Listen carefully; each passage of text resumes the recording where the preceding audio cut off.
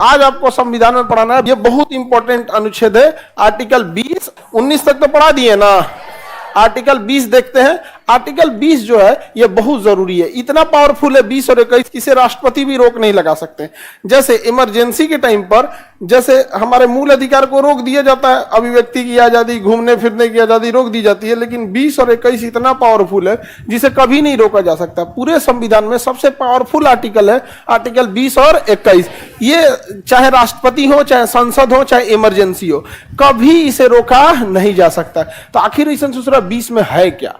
कोई ना कोई खतरनाक चीज हो जाएगा आर्टिकल 20 में। तो 20 में क्या कहा है कि एक गलती की एक सजा होनी चाहिए, एक गलती की एक सजा, और सजा उस समय के कानून के अनुसार, सजा उस समय के कानून की। तो बताइए, एक गलती की एक अपराध एक सजा, एक सजा, एक अपराध एक सजा।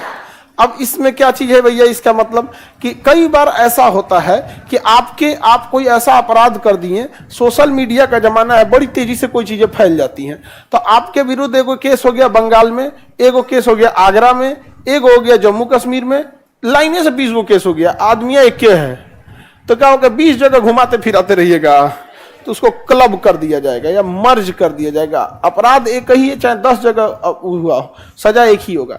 उसका एक और पहलू है कि सपोज कीजिए आपने कोई अपराध किया, आपको 5 साल जेल हो गया, आप वापस आ गए जेल की सजा काट के, फिर आप सड़क पे घूमते हुए पुलिस को मिले, पुलिस फिर उठा के पुलिस पकड़ के टांग दिए, अरे तुम ही तो मर्डर किया था 5 साल पहले, चल चल चल चल, फिर मुकदमा चला दिया, तब दिक्कत हो जाएगा ना। तो जब आप अपनी सजा कंप्लीट कर दिए हैं तब आप दोष मुक्त हो गए, अब आपको एक सामान्य जीवन जीने की आजादी होगी। यही कारण है कि जब अपराधी को पुलिस पकड़ती है तो उसके चेहरे को ढक देती है, इसलिए कि जब उसको सजा सुनाया जाएगा तो जरूरी नहीं कि वो अपराधी घोषित हो, जरूरी नहीं कि वो अपराधी घोषित हो, सबूत गवाह क्या मायने रखते हैं यहाँ पर। लेकिन अगर वो अपराधी साबित हो भी गया, जब वो सजा काटेगा और बाद में जब निकलेगा तो समाज में उसे घुल मिल कर दोबारा जीवन जीने में तकलीफ नहीं होगी। तो एक गलती की कितनी सजा? आगे बढ़े, एक गलती की एक सजा, ये तो समझ में आ गया।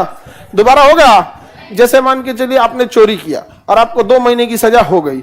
अब जैसे 2 महीने की सजा कंप्लीट हो गई ना, अब आपको कोई कुछ नहीं करेगा, जज के सामने जाके इसे कुछ नहीं, हाँ सजा काट लिया हम, कुछ नहीं होगा, कुछ नहीं करेंगे जज साहब दोबारा करेंगे, कोर्ट के अंदर कैसे आया बिना पूछे, इसको 2 दिन के लिए फिर भेज दो, वो एक अलग अपराध है। लेकिन ऐसा नहीं कि आपको दोबारा सजा हो गया, यहाँ पे जाके उनको गुड मॉर्निंग कहिएगा तो भी कुछ नहीं करेंगे, गुड मॉर्निंग हो गया, एक गलती की एक सजा, उसी व्यक्ति को दोबारा उसके लिए सजा नहीं सुना सकता। इस दूसरा क्या है? सजा उस समय के कानून के अनुसार, सजा अपराध के समय के आधार पर, अपराध के सजा उस समय के कानून, उस समय के कानून के अनुसार, जैसे जिस समय आपने अपराध किया है ना, उस समय क्या सजा थी, उसी हिसाब से आपको सजा देगा। अब जैसे आपने कोई अपराध किया 2023 में, लेकिन जरूरी नहीं कि 23 में ही आपका मुकदमा फाइनल हो जाए, मुकदमा 3 साल 4 साल लंबा चलेगा।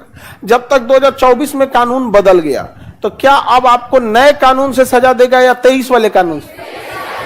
23 वाले कानून से। समझ में आ गया कि नहीं आ गया? 23 वाले कानून, यानी आप जिस समय अपराध किए उस समय कौन सा कानून था, उससे पहले के कानून और उसके बाद के कानून से कोई बहस नहीं है, चाहे मुकदमा कितना भी लंबा क्यों ना हो। तो दो भी जो नया कानून आया है, क्या यह पिछले साल या फिर कानून बनने से पहले के मुकदमे पे लागू होगा? मुकदमा कितना लंबा चल रहा है इससे मतलब नहीं है। अपराध किस समय हुआ, जैसे अपराध होने के 1 घंटा बाद कानून बदल जाएगा, तो क्या आप उसे पुराने कानून से सजा देंगे या नए कानून से? पुराने कानून से ही क्या दिया जाएगा? सजा दिया जाएगा। किसी को कोई दिक्कत? बताइए, सजा किस समय के कानून से देना है? जो उस समय के कानून। अब जैसे चोरी किया आपने, ठीक है, तो चोरी जिस समय किए उस समय कितनी सजा थी? सपोज 2 साल। अब ये नहीं कि आप चोरी की सजा उठा के लाएंगे कि मुगलों के समय तो हाथ काट दिया जाता था, इसका भी काट दो, नहीं काटने गए, मुगल गया, तो सजा कैसे देना है? उस समय का जो कानून रहेगा उस समय के हिसाब से। समझ में? तो ये हो गया। अब यहां पे 3-4 बातें और रखी गई हैं, जैसे अपने विरुद्ध गवाही न देना। जैसे यहां पे जब भी अपराध किसी को पकड़ती है पुलिस अपराधी को, तो उसे काला चेहरा ढक देती है। रीजन क्या है कि जरूरी नहीं कि वो दोषी सिद्ध हो जाए, कई बार उसे मजबूरी में फंसा दिया जाता है, लेकिन मीडिया दिखा देगी, हल्ला कर देगी हो करके, तो फिर पता चल जाएगा कि जा नहीं समझ में आ गया। तो अजीब अजीब हल्ला हो जाता है सब यहाँ पे। जैसे अभी कैसे कर दिया था, खान सर फरार, हम दिल्ली गए तो सब पूछा सब ठीक ठाक है, सुने फरार है, फरार है, तो हम कहे हाँ जो दिखा रहा था वो करे लेके फरार थे।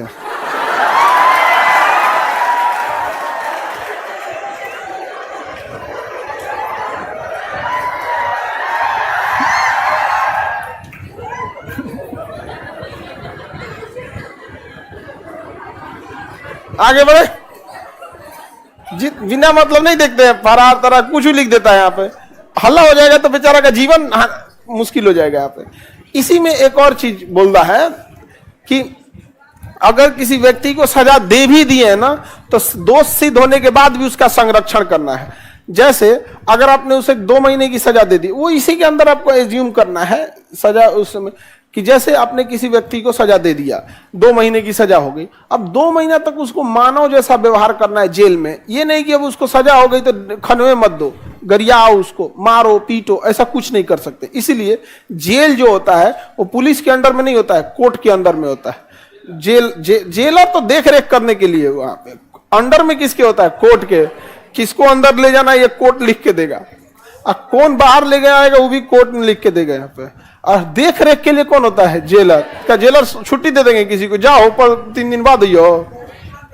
हाँ, जेल के अंदर नहीं पीटा जाता है, जेल के अंदर ऐठिएगा तो पिटवा देगा दूसरे कैदिया से भी, डायरेक्ट नहीं पीटेगा, पिटवा देगा दूसरे कैदी से यहाँ पे। तो उसके अंदर भी उसे संरक्षण देना है, दोष सिद्ध होने के बाद भी क्या देना है, संरक्षण, कि अपनी सजा वो नॉर्मल पूरी करके जाए, अपनी सजा क्या करे, अपनी पूरी करके चला जाए। समझ में आ गया कि नहीं आ गया यहाँ पे, किसी को दिक्कत? अब उसके बाद क्या करता है,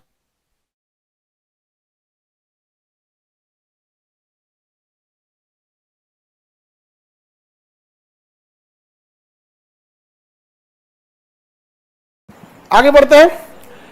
तो इसमें एक और बात है जो आप लोग के काम लायक चीज है, स्वयं के विरुद्ध गवाही नहीं देना है। स्वयं के विरुद्ध गवाही नहीं देना है, अपने खिलाफ गवाही नहीं देना है। यहां पर 1-2-4 चीज तो इसमें समझ गए आपको। दोष सिद्ध के बाद भी क्या देना है आपको, संरक्षण देना है। बहुत सारी चीजें हैं इसमें, दोष सिद्ध होने के बाद भी संरक्षण देना है, चेहरा और ढकना है, वो सारी चीजें इसमें समझिए। ये चीज स्वयं के विरुद्ध गवाही नहीं देना है। इस चीज को हमेशा याद रखिएगा। पुलिस अगर आपको पकड़ ले और पीटे कि तुमने किया था अपराध, चुपचाप मान लीजिएगा हाँ साहब गलती से हो गया, बिना मतलब पुलिस के आगे बहस कीजिएगा ही नहीं। मीडिया में दिया हुआ बयान, पुलिस के सामने दिया गया बयान कोर्ट में मान्य नहीं होता है। बिना मतलब पुलिस से बहस कीजिएगा और 2-4 लाठी मारेगा आपको। समझ में आ गया कि नहीं आ गया? यहाँ पे पुलिस के सामने 3-4 चीज गलती नहीं कीजिएगा, जबान नहीं लड़ाइएगा। अगर आप घेरा गए पुलिस के सामने ना, तो फिर एक्सेप्ट कर लो भाई, जाओ यहाँ पे। 20(3) आपको कहता है कि स्वयं के विरुद्ध गवाही नहीं देना है। पुलिस ने तो मार पीट के, फिल्मों में दिखाता ना, मार पीट के साइन ले लिया ही लिया ना, कोर्ट में कहेगा कि सर मार पीट के साइन लिया है, यहाँ पर चल जाएंगे, वो सस्पेंड हो जाएंगे। यहाँ पर अपने खिलाफ गवाही नहीं दे सकते हैं, मान्य ही नहीं होगा पुलिस के सामने दिए गई गवाही। इसलिए जब पुलिस के सामने गवाही दिया जाता है कोर्ट में, तो देखिएगा आप और जज रहेंगे, पुलिस बाहर कर देगा, चलिए बाहर जाइए, यहाँ से जाइए। कोर्ट के अंदर कोर्ट रूम की अपनी पुलिस होती है, वो जो पकड़ के लाया वो आपके बगलिया में नहीं खड़ा रहेगा, कोर्ट रूम की अपनी पुलिस रहेगी वहां पर। तो वो अपना व्यवस्था देखते हैं लोग। आप समझ में आ गया कि नहीं? जबकि फिल्मों में अलग ही दिखा देता है। स्वयं के विरुद्ध गवाही देना है। अच्छा, कभी रैली उली में जाइए, या अभी देखें ना भारत बंद आह्वान किए थे लोगों ने, या इस समय, तो कई लोगों को लगता है कि पुलिस लाठीचार्ज करती है तो उसको लगता है पुलिस मोहा जाएगी, उसको मोह लग जाएगा, 2 लाठी मार। अरे भाई, तुम 10 लाठी पाए या 2 लाठी, जितना पाए उतना कम समझ के भागो। क्योंकि रैली उली में जो पकड़ा गया, पुलिस का एक रूल है कि 100 लोगों में अगर 1000 की भीड़ है तो 1000 को तो पीट नहीं सकते हो। इक्के को मिल गया ना, उसको इतना मार मारो कि सबका हिम्मत टूट जाए। तो आपको लगेगा ना कि अरे 4 लाठी मार ये लिया ना, अब छोड़ देगा। नहीं, अगर आप खड़ा रहेंगे ना तो 400 लाठी मारेगा। इसलिए लंगड़ाइयो रहे तो भाग जी भाग रे भाई भाग। और कई को लगता है ना सीधुआ बकलोल, ये सब कोई एक्सपीरियंस नाम का चीज नहीं है। अगर लाठीचार्ज हुआ, अगर तुमको मान के चलो 5 लाठी मार दिया, तुम लेट गए ना, तो एक और आएगा वो 5 लाठी मारेगा, दूसरा का आएगा वो मतलब वो सोच रहा 5 लाठी 500 लाठी कब बनेगा कोई ठीक नहीं, तो भाग जाओ वहां पे। लंगड़ाइयो रहो तो भाग जाओ। और अगर पकड़ा गए रिमांड रूम में तो जो बोल रहा है मान लो, साहब गलती हो गया, हम क्या करें। अब आगे बढ़ते हैं। स्वयं के विरुद्ध गवाही दे सकते हैं? नहीं।